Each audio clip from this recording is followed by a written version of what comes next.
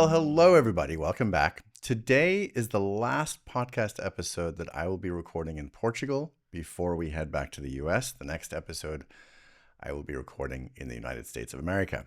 I am going to chat about some things that might ruffle some feathers. What I'm going to ask my audience to do is to pay particular attention to if you feel triggered, if you feel upset, if you feel like you want to call me names, because I understand that a small percentage of you may say, oh, he's the problem. But I think it's valuable to notice like how we respond. Because like when I was in a cult, anybody who said something that sounded like it was criticizing the cult or the leader or the doctrine or the ideology, I would want to shut them down in my mind. I would want to reject them. I would want to see them as somehow less than me. So I think it's a valuable exercise in this particular episode to really look at how you might feel about the things I'm saying. So the second thing I want to preface is people sometimes say, well, where do you stand politically? Well, it's not quite black and white. I consider myself an old school liberal, like the ones from way before, maybe a bit hippie in my thinking, old school liberal. Not so much the brand new version. I'm not sure what the brand new version is, but if there was any kind of box or trench or silo you wanted to put me in, I would probably say, progressive liberal, but as I said, the old kind, the former kind from decades ago. Okay, as most of you know, I'm always looking at stuff happening in society, whether present or past, through the lens of cultic behavior. And there's no shortage of culty SHIT going on in the world right now. And today, what I want to do is I want to look at shunning. SHUNNING, shunning, which is something, by the way, we were taught to do in NXIVM. I did it. It was done to me in 2017. When I had my wake up, there was a lot of shunning that came my way and the other whistleblowers. And shunning isn't just something Jehovah's Witnesses or Scientologists do. It's not limited to cloistered communes or authoritarian cults. It's much broader. It's a tool of social control, and it's showing up in our public discourse more and more, but it's dressed up as morality, strategy, or even safety. So I just read David Litt's New York Times essay. It's called, "Is it Time to Stop Snubbing Your Right-Wing Family?" And it's a revealing case study. So it begins as a personal reflection on vaccine politics and ends with a quiet reconciliation between brothers-in-law. But in between, it inadvertently lays out how cult psychology has crept into mainstream behavior and why shunning has become our go-to response for ideological difference. I think that there's a bunch of us that say, yeah, there's a lot of shunning that's been happening in the last, let's say, 5 years, especially. At present, there's a lot of shunning going on. Well, let me get a little deeper. I've posted a link to the article in the show notes below. If you want to read the whole thing, there's the New York Times article behind a paywall, and there's also, I found it on Reddit as well. Okay, so what is shunning really? Shunning is a systematized form of relational punishment and social exile used by high control groups and ideological systems to enforce conformity, suppress dissent, and maintain group cohesion. Now, it's not the same as boundary setting. Where boundaries are rooted in self-respect and mutual safety, shunning is rooted in control, moral superiority, and fear.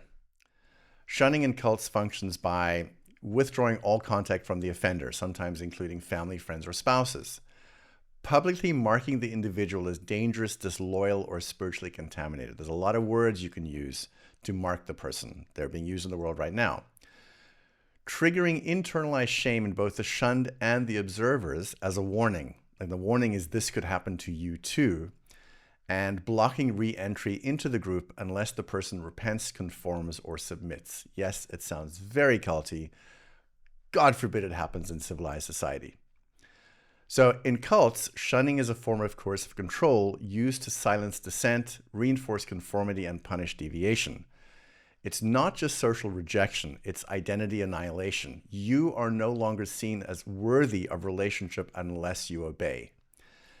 As Margaret Singer wrote, shunning creates the fear of being cast out, of being left without belonging or meaning, which is one of the most effective ways to keep people in line. So simply put, shunning does the following: punishment for questioning or disobedience, deterrent for others who might consider leaving or doubting, and reinforcement of the in-group's moral superiority. So in high control groups, shunning often follows the loss of good standing. And the thing is, in families and politics today, that same principle now applies to who you voted for, or whether you got vaccinated or not. Okay, here we go. Let's enter the gates of hell.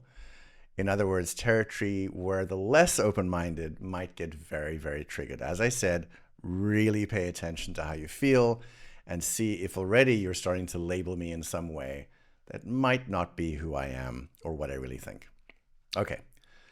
Shunning as a moral performance. Let's go to the article. Actually, before we go to the article, I just want to talk about the author.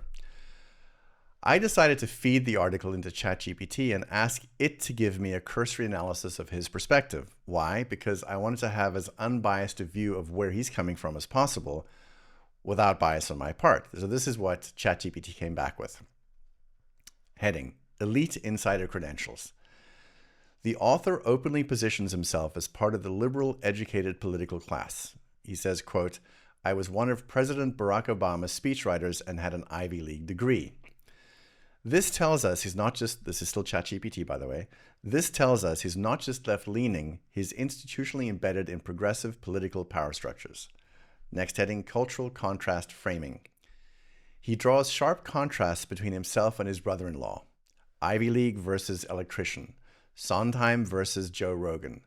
Surfing versus stem cell theories. This signals an identity that's built partly around distinction and perhaps unconsciously a sense of cultural superiority. So that's ChatGPT. My biased perspective about the author's thinking, I don't want to say about the author because I don't know the author, I don't know the person, I don't want to do some ad hominem attack on the person, but I'm interested in his perspective. So my biased perspective is that his thinking is pompous, elitist, and completely out of touch with the real world and, I suppose, the blue-collar working class. It kind of reminds me of myself in university. I was elitist, extremely arrogant. You can ask my fellow classmates in university, and utterly delusional. I was basically a child who thought he was very, very smart and somehow separate from, all the other people. Okay, let me get to the article. All right, this is what he writes. Not too long ago, I felt a civic duty to be rude to my wife's younger brother. I met Matt Kapler in 2012, and it was immediately clear we had nothing in common. He lifted weights to death metal. I jogged to Sondheim. I was one of President Barack Obama's speechwriters and had an Ivy League degree. He was a huge Joe Rogan fan and went on to get his electrician's license. Then the pandemic hit, and our preferences began to feel like more than differences in taste. We were on opposite sides of a cultural civil war. The deepest divide was vaccination. I wasn't shocked when Matt didn't get the COVID shot, but I was baffled. Turning down a vaccine during a pandemic seemed like a rejection of science and self-preservation. It felt like he was tearing up the social contract that, until that point, I'd imagined we'd shared. Had Matt been a friend rather than a family member, I probably would have cut off contact completely. As it was, on the rare and always outdoor occasions when we saw each other, I spoke in disapproving snippets. Work's been good? My frostiness wasn't personal. It was strategic. Being unfriendly to people who turned down the vaccine felt like the right thing to do. How else could we motivate them to mend their ways? Well, that's from the article. And this isn't an isolated sentiment, it's a collective one. The author is enacting ritualized disapproval in service of a belief system. Now, a lot of people might say, well, it was right to do that. Yep, I hear you. Let's keep going. In cult psychology, this is called virtue shunning, the performance of exile as a demonstration of loyalty to the cause. And the chilling part, he was not alone. I continue with this article. I wasn't the only one thinking this. A 2021 essay for USA Today declared, it's time to start shunning the vaccine hesitant. An LA Times piece went further, arguing that to create teachable moments, it may be necessary to mock some anti-vaxxers' deaths. That's interesting. Under what circumstances should we mock someone's death? Is there any circumstance under which we should mock someone's death? Are there like good circumstances? Are there bad circumstances? And I say all this because I know people have mocked people for different things. And I've wondered, like, where did it become okay in society to make fun of someone's death for whatever reason? So just interesting stuff to think about. So this is state-sanctioned shunning, not from the government, but from cultural media. And that distinction matters less and less when the psychological effect is the same. And it is basically, you are dangerous, you are no longer human, you are out. It's the complete othering or otherizing of somebody else. And you always have to dehumanize somebody if you want to utterly destroy them. As long as you have a conscience and they're human, it's difficult. But if they're not human, if they're dangerous, you can do whatever. Now, the thing is, this isn't accountability. It's expulsion as identity warfare, where belonging is conditioned on ideological purity. That's textbook cult tactic. So he goes on to say, shunning as a form of accountability goes back millenniums. In ancient Athens, a citizen deemed a threat to state stability could be ostracized, cast out of society for a decade. For much of history, banishment was considered so severe that it substituted for capital punishment. The whole point of Hester Prynne's Scarlet Letter was to show she had violated norms and to discourage others from doing so. I find it so interesting that in this day and age, we have, in collective tribes and bunches, looked at things like this that used to be terrible, and now we're like, I don't know, maybe it's not so terrible, maybe it has a value. Yeah, that's what happens in cults. You start to think, well, you know, your moral compass gets skewed, and you start to think, yeah, okay, it is bad in certain contexts, but in this context, in our context, it's necessary. So yeah, in high control groups, accountability is often a euphemism for submission to the dominant narrative. And that's what's happening here. The same thing is happening here, but instead of spiritual doctrine, it's political or medical orthodoxy. Hey, quick interlude. If you're liking these conversations and want to help me keep expressing what is on my mind, hit that like button, subscribe to the channel, and maybe even follow the podcast wherever you listen. And if you want to go a step further in supporting the show and getting access to some behind-the-scenes rants, you can join me over on Patreon. That's patreon.com/Mark Vicente. It really does make a difference. All right, back to the episode. All right, so what happens when you shun? And this is a quote from his article. Few people who lost friends over the vaccine changed their minds. They just got new friends. That's interesting. Let me continue.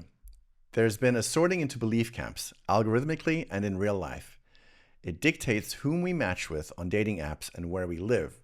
We block those we disagree with online. We leave the group chat. We don't show up for Thanksgiving. Recent data suggests, is it data or data? I don't know. Recent data suggests that today, 1 in 5 Americans is estranged from a family member over politics.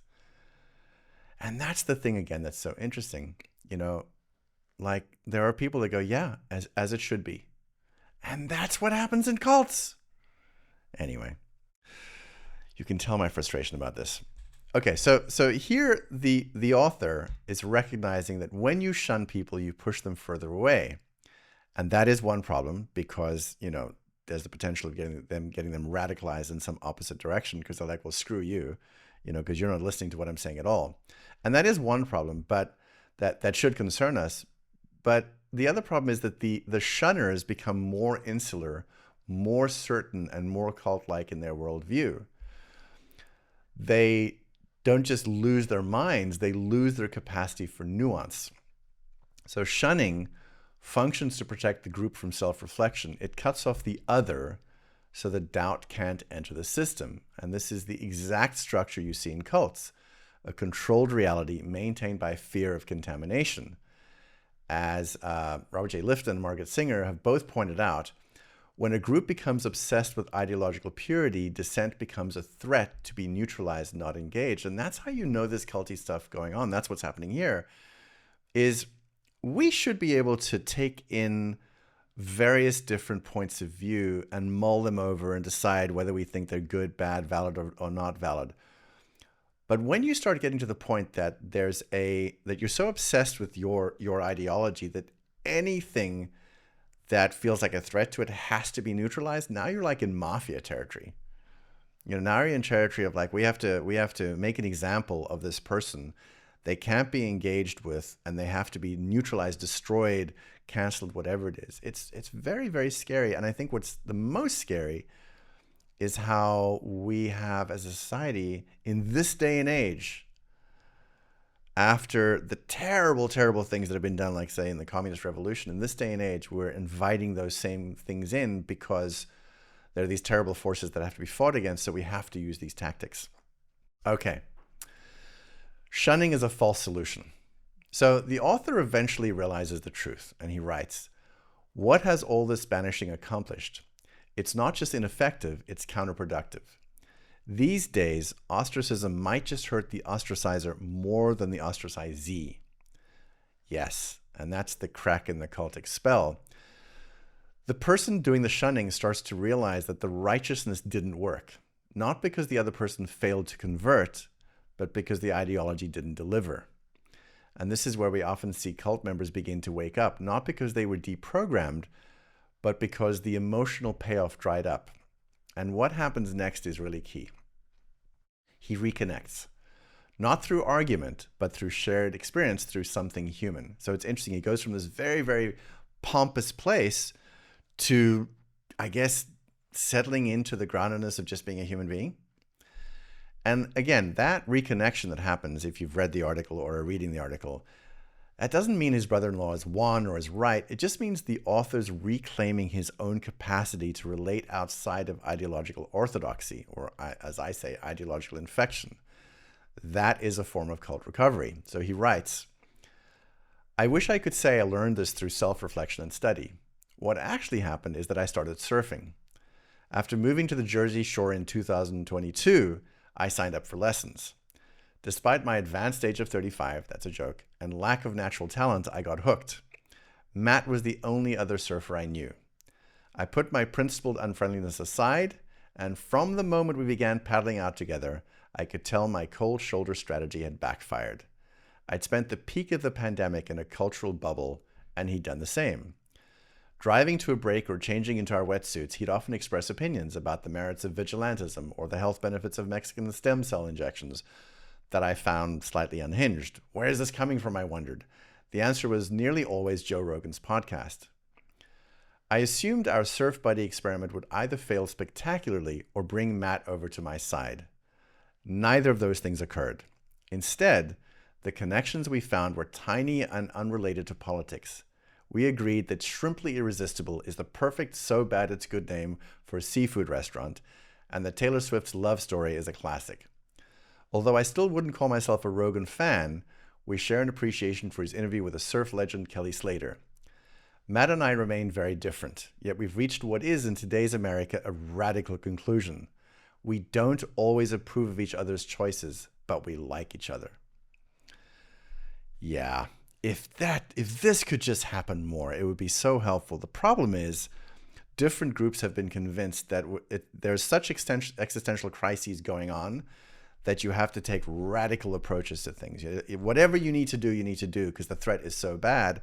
And the problem is each side is being told that the other side is like absolutely horrible and evil and is going to cause the downfall of civilization. And yet, when you go out and just talk to people that have different political persuasions, you find that often they want the same things. People just want to be safe. They want to take care of their kids, et cetera, et cetera.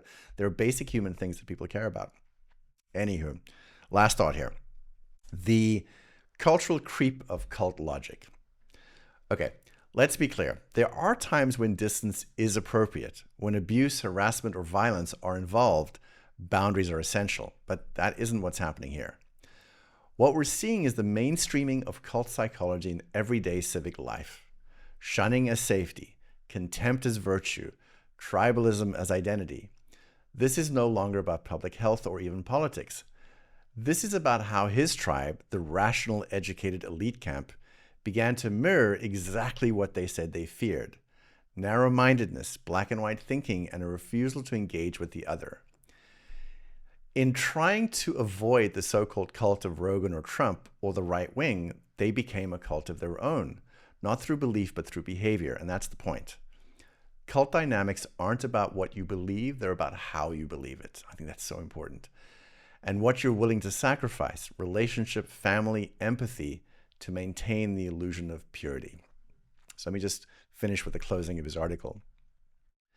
3 years after my first surf lesson, Matt and I haven't really changed each other's minds on major national issues, but we've changed each other. His fearlessness in consequential surf made me more courageous. His ability to go over the ledge, launching himself off breaking lips, helped me curb my overthinking. Ostracizing him wouldn't have altered his behavior, and it would have made my own life worse. I suspect that's true for Matt as well. While I've never asked if our friendship made him more open-minded, we'd find that embarrassing. I'm confident the answer is yes. Last year, when I briefly considered running for office, Matt said he'd vote for me. When I asked why, his answer had nothing to do with party or policy. You're a regular guy, he told me. You walk the dog. And I think, although the article starts like in a super pompous, arrogant way, it's quietly revolutionary. Because even though it doesn't name it this way, it walks us through the arc of indoctrination, coercion, exile, and reconciliation. And it reminds us that the antidote to cult logic is not more dogma, it is relationship. And that shunning, far from being a moral act, is often a trauma response wearing a righteous mask. As always, ladies and gentlemen, please stay curious.